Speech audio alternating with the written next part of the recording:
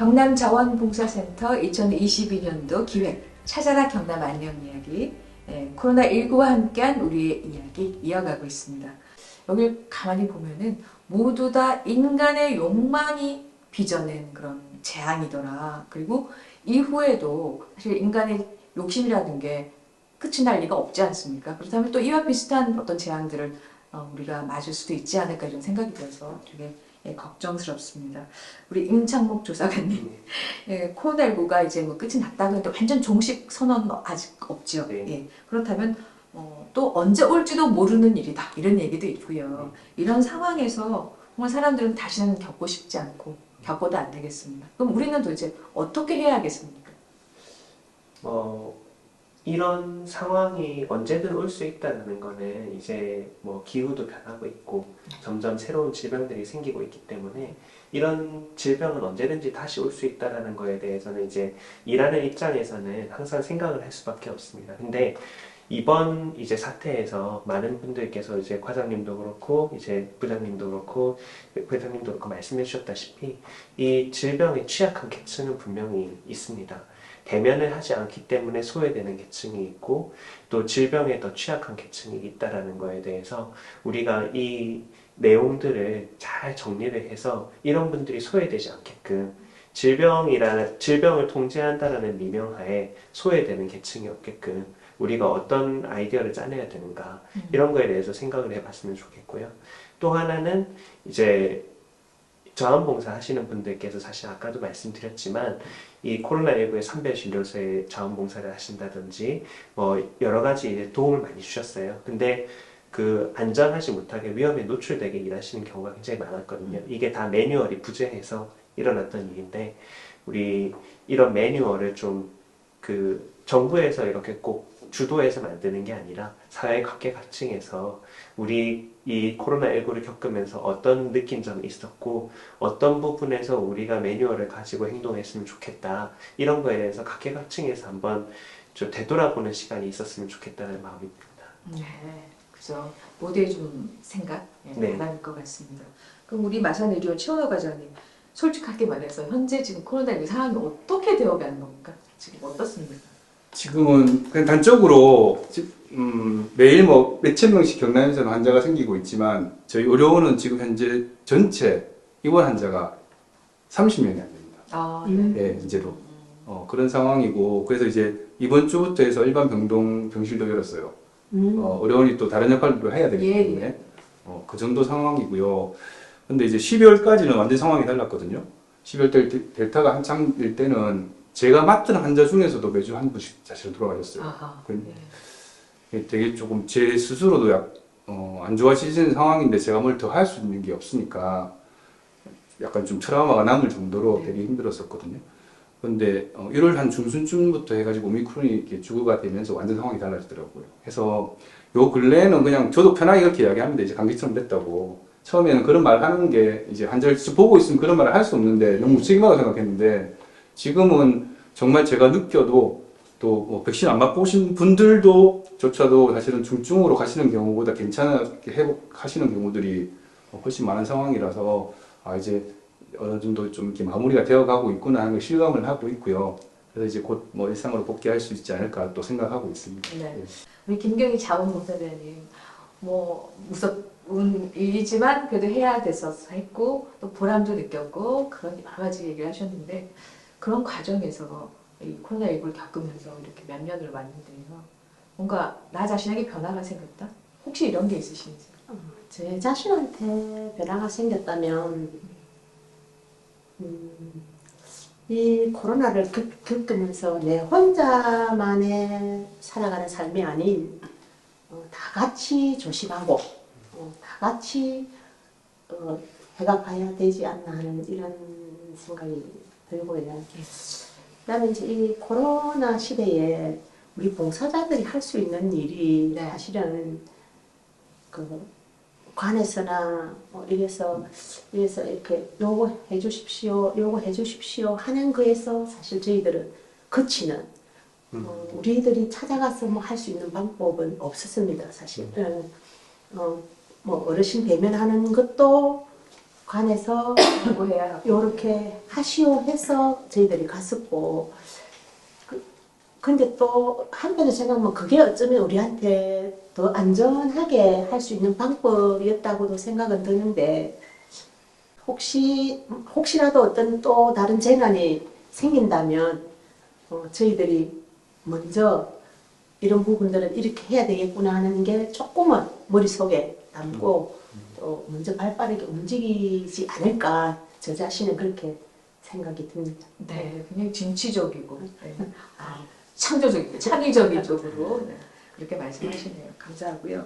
우리 박혜나 부장님 정말 코로나19의 그 자원봉사자들을 이렇게 같이 함께 하면서 특수한 상황에서 여러 가지 것들을 느끼셨을 것 같은데 코로나 이후에 그죠? 이 자원봉사 체제 시스템이랄까 또 아니면 해야 할 일들 이런 걸 어떻게 변화해야 한다고 생각하십니까? 준비도 될 거고요. 앞으로. 그렇죠. 역학조사님도 말씀을 해주셨어요. 코로나19 역시 이 우리 지구가 지금 겪고 있는 기후위기, 이 이상 기온 이런 부분에 있어서 영향력이 굉장히 있을 것 같다라는 생각을 하고요. 그리고 실제 이런 일이 있을 때, 이런 상황에서 같이 함께 좀 힘이 되어주세요라고 손을 내밀었을 때, 손을 내밀어주는 기업들이나 기관 단체들이 굉장히 많았습니다. 그래서 아까 말씀하셨지만, 실제 이 기후위기 시대의 취약계층, 소외되는 약자들, 그리고 실제 이런 상황에서 소외되어지는 이들이 최대한 덜 이렇게 많지 않게 줄어들 수 있게 하는 부분으로 저희도 조금 더 체제를 개편해서 마을 안에서 근접해서 마을 속에서 생활 안에서 돌봄 케어가 이루어질 수 있는 형태들을 준비해야 되겠다. 그래서 지금 마을의 자원봉사 캠프를 운영한다든지, 아니면 마을 단위의 자원봉사단을 구성해서 우리 마을에 필요한 돌봄이 필요하신 어르신이나 아이들을 우리 마을 안에서 케어할 수 있는 형태를 고민을 하고 있고요. 이런 노력들이 안 왔으면 좋겠습니다. 이 코로나19 정말 두 번 다시는 이런 전염병의 재난은 안 왔으면 좋겠지만 혹시나 왔을 때 이런 촘촘한 케어망, 연결망들이 이런 상황에서 대응을 할 수 있는 형태가 될 수 있도록 고민을 하고 있습니다. 앞으로도 고민은 계속될 것 같습니다. 우리 마산의료원 최원호 과장님, 네. 앞으로의 바람이 있으시다면 코로나19 이제 보내는 입장에서 안 하고 싶습니다. 또 하고 싶진 않잖아요. 네, 안 하셨으면 안 하고 싶고요. 해야 된다면 하겠지만, 근데 좀 되게 진짜 오늘 좀 약간 저도 감동받은 게 찾아서 하시겠다. 그리고 할 방법을 이렇게 고민하시겠다는 게 정말 그게 대단하신 것 같아요. 저는 어쨌거나 안 하고 싶다는 생각밖에 못하고 정말 코로나 때 되게 제 개인적으로 되게 고마웠던 뭐 직역이랄까 이렇게 두 개가 있는데 첫 번째 한 개가 그냥 비의료인들 그냥 단순하게 표현을 한다면 처음부터 조금 말씀드렸죠. 저희는 다 준비되어 있고 자신 있었고 훈련이 된 사람들이기 때문에 그냥 제 일을 했고요. 그것도 월급 받으면서 밖에서는 완전 새로운 상황이었는데 그걸 다 해주시는 거라 생각해. 마스크 2개 쓰시면서 또 뭐 그 상황에서도 뭘 어떻게 해서 하겠다 그렇게 다 해주신 덕분에 지금 이런 상황이 있다고 생각하거든요. 그래서 그분들께 되게 감사하고요. 저는 질병관리청 되게 고마워요. 저는 외과에서 사실은 호흡기 쪽으로 환자를 보지 감기약으로 저는 안 봅니다 원래. 근데 이제 의료원에 있었기 때문에 제가 전체를 다 이제 의료진들이 투입이 됐기 때문에 저희 뭐 마취과 과장님 같은 경우에는 마취는 마취 들고 깰 때만 환자하고 대하기 때문에 그렇죠. 환자를 아예 군 적이 30년 사시는데 그분이 저희 의사 중에 제일 높고 저 나이가 제일 많으시기 때문에 근데도 같이 다 똑같이 했어요 진료를. 근데 이제 그러면 사실 환자를 어쨌거나 보는 과정에서 어떤 다른 정보들이나 지식이 필요한데 그거를 누가 만들어준다면 제하고 제일 바로 앞에는 일단 저희 감염관리 실장님이 다 정리해서 감염관리 실장님. 실장님이 다 정리해서 저희한테 이제 공유를 해주셨고 그리고 그 또 감염관리 실장님 위에는 또 여기 또 의학조사관님이 또 계셨고 그리고 또 주변에 이제 대학병원들의 감염내과 교수님들이 도와주셨고 그리고 그 전체를 다 총괄했던 게 사실 질병관리청이었고 어떤 데서는 뭐 지침이 뭐 뭐 왔다 갔다 한다면서 오락가락 한다면서 뭐 이렇게 욕을 하시는 분들도 있긴 하더라만은 저는 그렇게 생각 안 했거든요. 이게 업데이트 되는 거잖아요. 상황에 예, 따라서. 예. 처음에 아무것도 모를 때의 어떤 지침들, 그 다음에 조금 알게 된 만큼의 지침들, 실제로 입원 기간 자체만 봐도 그래요. 처음에 검사를 해야만 퇴원했기 때문에 3, 4주씩 입원했고, 심지어 제 환자 중에 퇴원했는데 재양성이 나와서 기억나시죠? 작년 초반에는 제 첫 해 한 4, 5월까지는 그랬거든요. 재양성이 나오고서 입원하고 그걸 3번 하신 분이 있어요. 아우, 네, 그래서 거의 저한테 입원한 게 3개월쯤 됐어요. 어찌됐건 지금 상황으로 보면 그죠? 좀 심한 독감 환자를 3개월 더 입원시키는 거죠. 그죠? 그런데 그게 이제 알게 되면서 임상 기준이 생기면서 2주가 됐다가 그 2주를 또 확인해보고 나서 또 열흘이 됐다가 지금 이제 일주일, 어려진 데는 한 5일에서 3일까지도 줄여놨거든요. 그게 다 업데이트 되는 거잖아요. 예. 제가 아는 만큼에 네, 대해서. 네. 그걸 누가 했겠습니까? 그럼요. 그 계신 분들이 다 하나하나 해가지고 했고, 그러면 이게 이제 너무 한 번에 확 생겼기 때문에 전체를 다 일일이 지침을 만들 수 있는 상황은 아니었지만, 그 상황에 따라서 최대한의 어떤 뭔가를 갖다가 내려줬고, 그걸 저는 이제 제가 환자를 보는 입장이었고, 특별한 문제 없이 환자들을 다 잘 퇴원시켰다고 생각하거든요. 그 덕분이다. 그래서 그 양쪽에 저희 앞에 계신 추적하고 검사하시고 그 이전에 방역을 준수하셨던 그 비의료인분들과 그리고 그 어떤 실제적인 지침을 만들어 주셨던 그 어떤 정부의 어떤 방역 공무원분들, 그러니까 질병관리청부터 시작하는 그게 되게 감사하고 싶습니다. 네, 고맙습니다. 이제 한 조금 그래도 긴 시간 동안 말씀들을 하셨는데요. 마지막으로 혹시 더 하고 싶은 이야기, 모자란 거 보충도 하시고, 아니면 이렇게 그 코로나가 끝이 난다고 하지만 확실하지도 않고, 그리고 또 그 코로나 너머에 있는 이야기, 사실 눈에 보이는 건 너머의 이야기 이렇게 모여서 같이 해봤는데 느낌은 어떠신지, 소감은 어떠신지 한마디씩 부탁드리겠습니다. 우리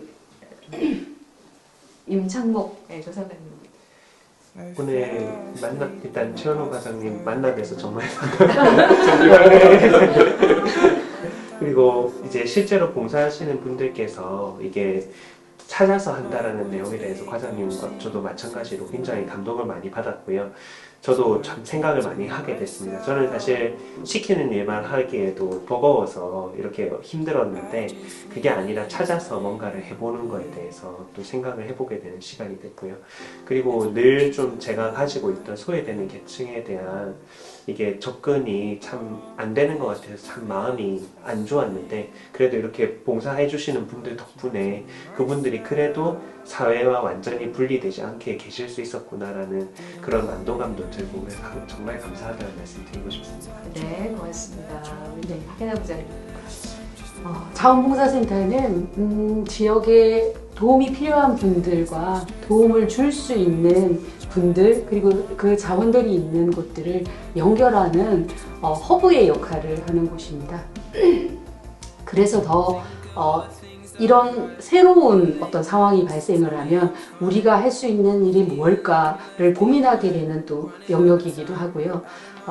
앞으로 저희 숙제가 코로나를 겪으면서 몇 가지가 지금 또 다시 새로운 숙제가 저희 앞에 놓여진 것 같아요. 그 숙제를 잘 풀어낼 수 있도록 다양한 고민들과 어떻게 하면 연결할 수 있는지, 마을을 어떻게 하면 활성화시킬 수 있겠는지, 그리고 최우 과장님 얘기를 들으면서 저희 자원봉사자님들이 정말 대단하다라는 생각을 다시 한번 하게 되는 시간이 되었습니다. 정말 무엇으로 나의 그 건강의 안위보다는 내가 할 수 있는 것들을 뭔가 하나 이렇게 기여했다라는 거에 보람을 느끼시는 게 온전하시잖아요. 그게 다시잖아요.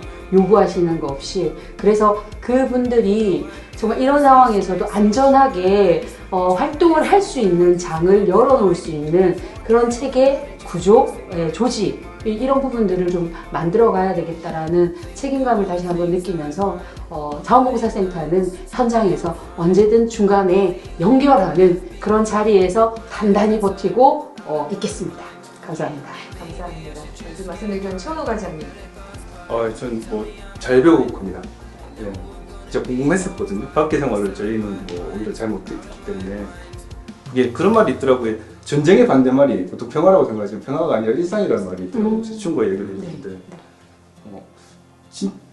저 일상에서 이제 어떤 다른 것 일상을 박탈당하면 저희는 계속 했던 일을 해왔기 때문에 사실 오히려 더 일상에 유지가 돼 있었던 거고 밖에서 고생을 많이 하셨고 또 그걸 어떤 마음으로 하셨는지 오늘 직접적으로 들을 수 있어서 저한테 오히려 조금 좋은 시간이었고요. 그리고 약간 반성하게 되는 게 저는 이게 빨리 어쩌겠지 빨리 끝나면 이제 다시는 안 하겠다 하고 어떻게 도망갈까 이런 고민하고 있었는데 이게 그렇게 적극적으로 또 앞을 미래를 고민하시는 걸 보면서 좀 약간 반성하게 되고 그렇습니다. 네, 감사합니다. 오늘 주인공이십니다. 이 우리 김경희 자원봉사자님은 어떤 느낌이 드세요? 저희가 사실 봉사하면서 대단한 일을 한 것 같지는 않고요.